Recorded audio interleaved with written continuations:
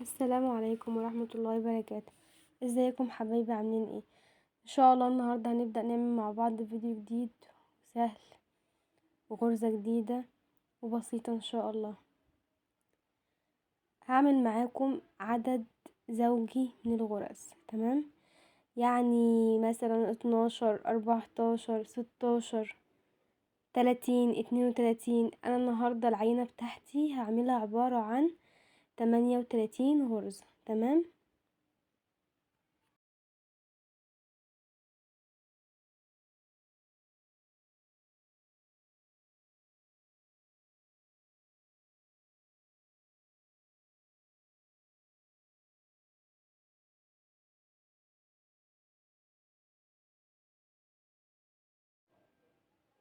طبعا هنا خلاص، يعني قربت اوصل لنهاية السلاسل بتاعتي بتاعة العينة.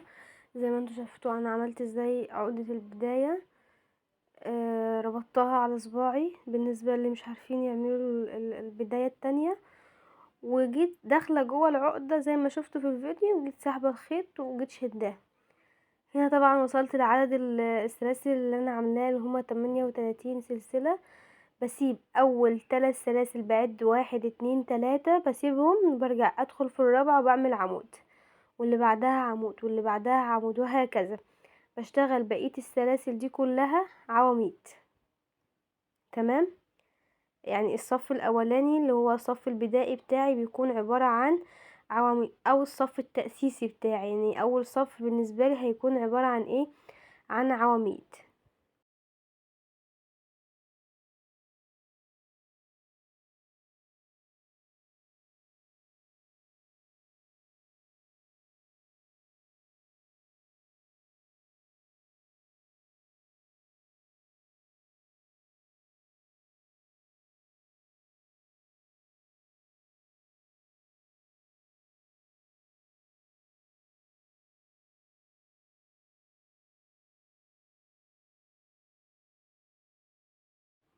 خلاص هنا اهو وصلت، خلصت العواميد بتاعتي، تمام.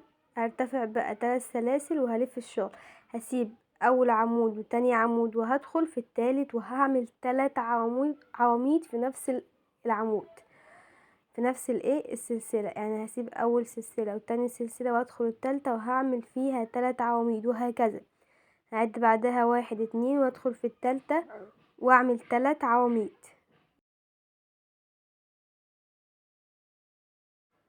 اهو زي ما انتوا شايفين في الفيديو اهو، بسيب سلسلتين وبدخل في التالتة وبعمل فيها 3 عواميد. ده هيكون نفس التسلسل بتاعي في الصف ده كله.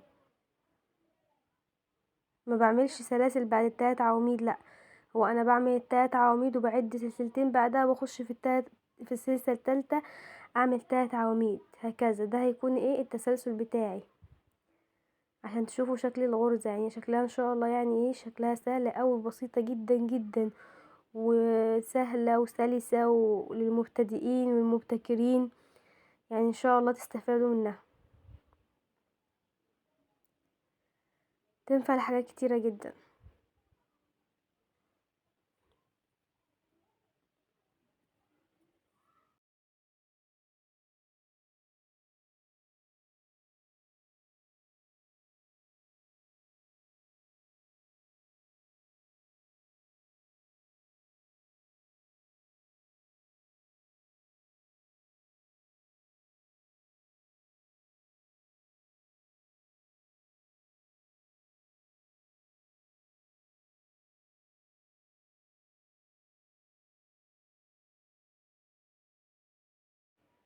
زي ما انتوا شايفين اهو، خلاص وصلت. شوف شكل الغرزة عامل ازاي، شكلها جميل جدا.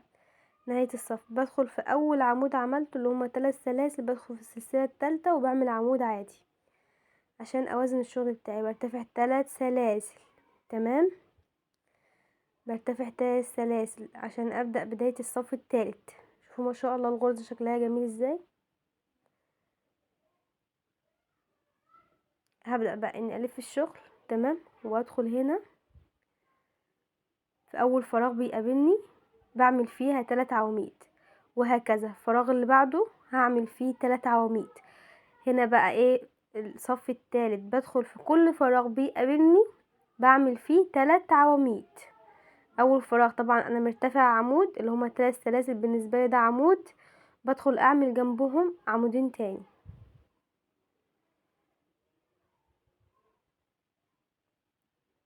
اهو زي ما انتوا شايفين.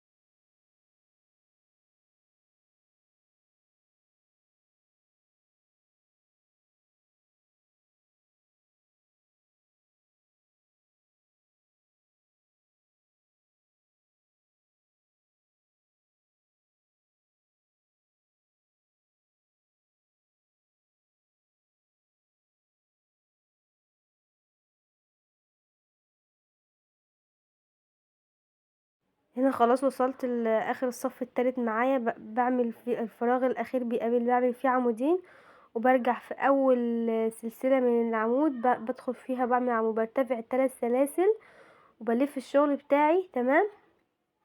وباجي برضو في اول فراغ بيقابلني تمام اهو، هدخل فيه وهعمل فيه 3 عمدان.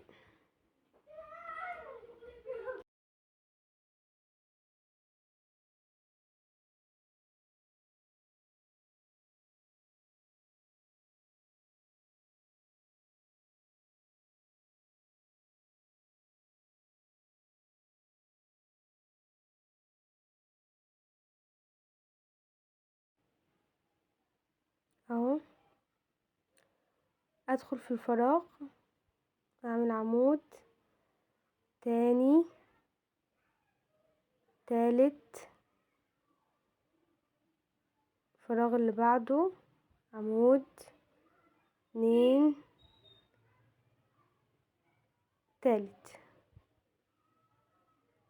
وهكذا في كل فراغ هيقابلني هدخل فيه اعمل 3 عمدان جنب بعض.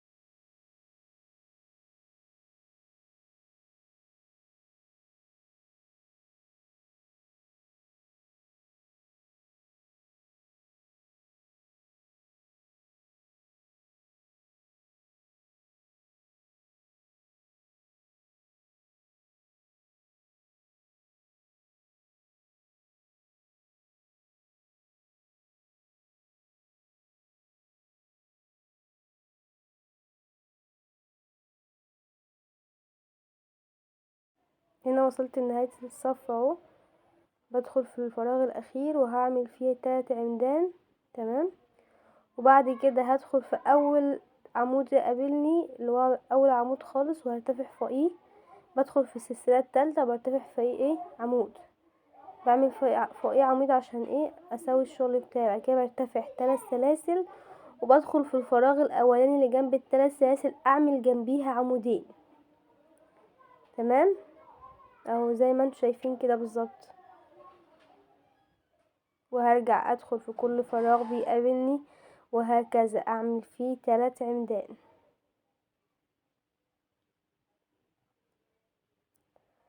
غرزة سهلة جدا وبسيطة جدا للمبتدئين اللي لسه بيتعلموا فن الكروشيه، ان شاء الله تكون بداية مبشرة ليكم، وشدوا حيلكم كده وان شاء الله خير. اتمنى تكونوا استفدتوا من الفيديو ويكون الفيديو عجبكم. ما تنسوش تشتركوا في القناة وتفعلوا الجرس عشان يوصلكوا كل جديد. السلام عليكم ورحمة الله وبركاته.